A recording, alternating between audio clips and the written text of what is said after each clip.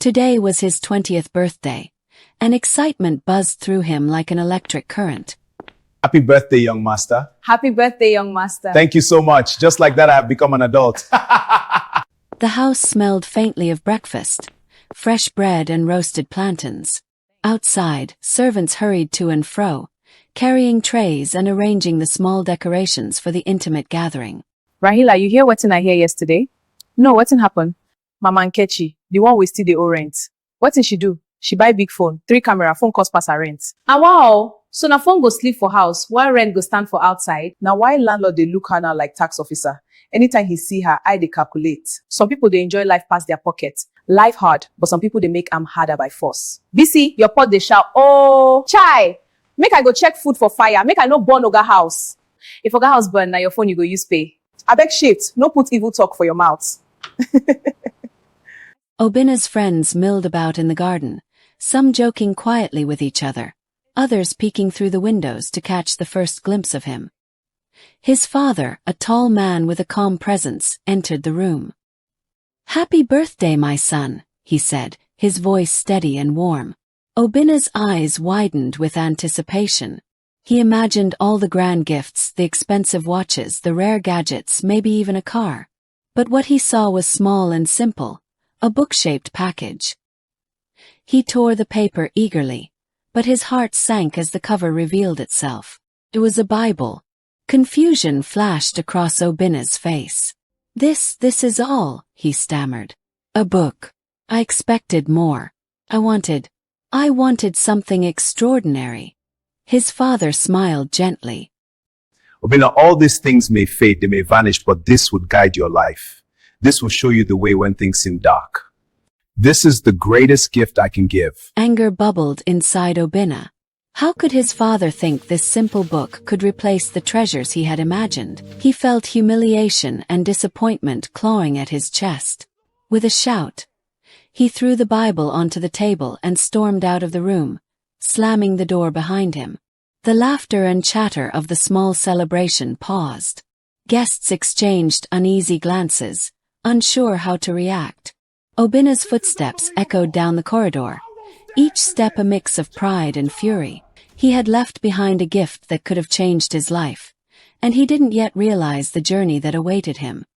He didn't know where he was heading, only that he had to leave the house behind, and with it, the disappointment of a gift he refused to understand. Along the way, he passed groups of youths playing football, laughing and kicking up dust. Their carefree energy only made him grit his teeth. "Fools," he muttered under his breath. Obinna found himself in the bustling market district, where traders hawked everything from vibrant fabrics to shiny trinkets. Here he met Kelechi, a childhood friend who had always been a troublemaker but had a charm that people found hard to resist. "Obi, why the long face? Didn't you get the gift your father promised?" Kelechi teased, nudging him playfully. Obinna shook his head, the memory of the Bible still burning in his mind. "He thinks a book can make my life. Needed more. Something real." Kelechi laughed, clapping him on the shoulder. "Books? Bah. You need to live a little, man. Come with me. Let's find some excitement. Real excitement." And so, Obinna followed, leaving the familiar streets behind for the unknown paths of the city. Days turned into nights, and nights into adventures filled with laughter, excess, and the thrill of doing anything he pleased. He drank at parties, gambled small amounts of money, and reveled in freedom without thinking of consequences. Yet even in the laughter there were shadows, fleeting moments when he remembered the stillness of his father's home, the calm of that small celebration, and the Bible left on the table. But he pushed the thoughts away, chasing the glittering illusions of city life. He began to notice, slowly, that not every friendship was true. Not every promise was kept. A trusted companion disappeared with a sum of money he had borrowed, and the excitement that had once filled him was replaced with fear and frustration. Life was harsher than he imagined, and the city that had promised freedom now seemed full of deception and loss. Obinna realized too late that the world he had rushed into did not offer the guidance or protection his father's gift might have provided. But stubborn pride still kept him moving forward, refusing to return, refusing to accept wisdom he had once rejected. The nights were long, and his restless mind replayed that small gathering again and again. The Bible, the calm voice of his father, the warmth of the home he had walked away from. And somewhere deep inside, though he wouldn't admit it, a small seed of doubt had begun to grow. The years did not fall apart all at once. They slipped away quietly. After Obinna left home, life moved fast at first. The city welcomed him with noise, bright lights, and endless promises. For a while he felt free, untouchable, like nothing could go wrong. But freedom without direction soon showed its teeth. Friends came and went. Some disappeared when money became tight. Others stayed just long enough to take advantage of him. The laughter grew thin. The nights grew longer. And slowly, the shine faded from the life he once chased. Obinna tried to prove himself. He invested in deals that sounded good but had no roots. He trusted words instead of wisdom. One business failed. Then another. A partner vanished with his savings, leaving only silence behind. Soon, pride was the only thing he had left. He moved from one small room to another. Places with cracked walls, leaking roofs, and air that smelled of damp clothes and tired dreams. Some nights he ate once. Some nights not at all. On better days, he carried loads in the market for a few coins. His hands blistered, his back aching under the sun. At night, he lay awake, staring into darkness. Sleep came slowly. Regret came easily. He saw families laughing together. Fathers guiding their sons. Mothers calling children home before dark. Those moments pierced him deeper than hunger ever did. Sometimes, without warning, his father's face would come back to him. Calm, steady, unshaken. And then the memory of the Bible followed. The gift he had rejected. The one he had called ordinary. The one he had left behind without a second thought. At first he pushed the memory away. Later it refused to leave. He wondered where it was now. Still on the table. Still waiting. One afternoon, tired and worn, he rested near a roadside stall. An elderly woman selling fruits studied him quietly, then offered him a mango. "You look like someone who has been running for too long," she said gently. Her words settled deep inside him. That night something shifted. The noise in his head softened. For the first time in years, Obinna questioned the path he had chosen. Not angrily, not defensively, but honestly. Still pride fought back. "I can fix this," he told himself. "I don't need help." But the city did not bend for pride. Time wore him down. Hunger thinned his body. Regret aged his face. Dreams became heavier than sleep. And in the quiet moments, a thought began to return again and again. Steady, patient, unavoidable. Go home. Not for wealth. Not for comfort. But for peace. One evening, as the sun dipped low and painted the streets in gold, Obinna stopped walking. His chest tightened. His fists unclenched. And for the first time in many years, he allowed himself to miss home.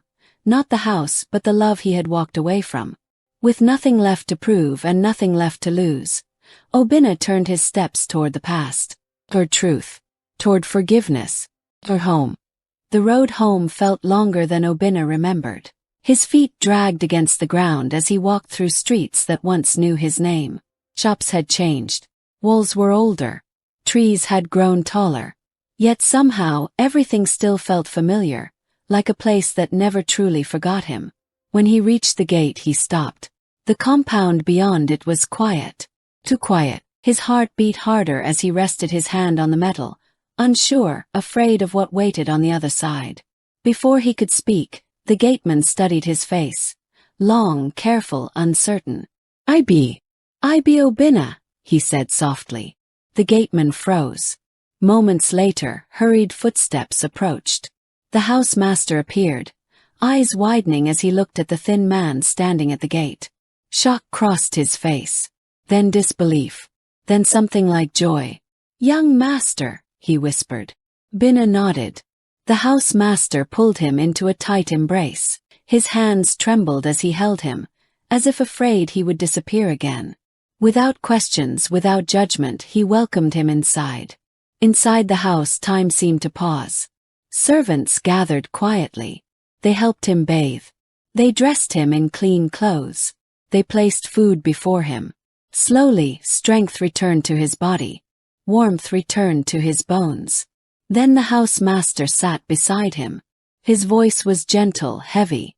"Your father, he worried about you every day," he said. "He searched. He prayed. He waited." Obinna's chest tightened. "5 years after you left," the man continued, "your father passed on. But before he went, he gave clear instructions. This house must remain open. Everything must stay. And the day you return, you must be welcomed home. He worried about you every day," he said. "He searched. He prayed. He waited." Obinna's chest tightened.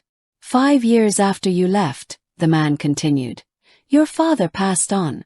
But before he went, he gave clear instructions. This house must remain open. Everything must stay.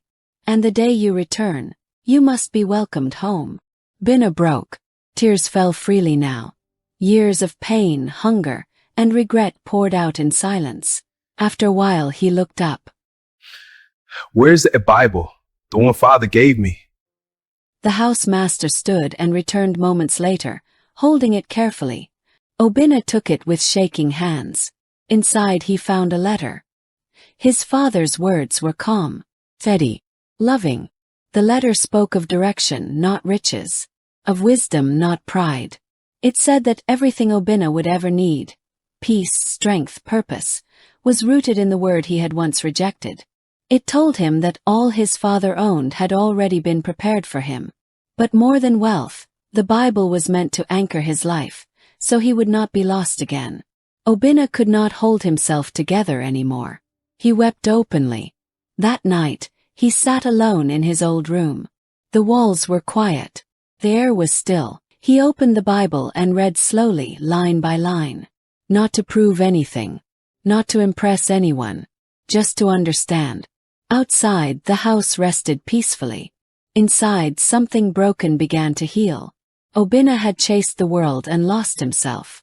But the gift he once rejected had waited patiently for his return. And at last, he was home.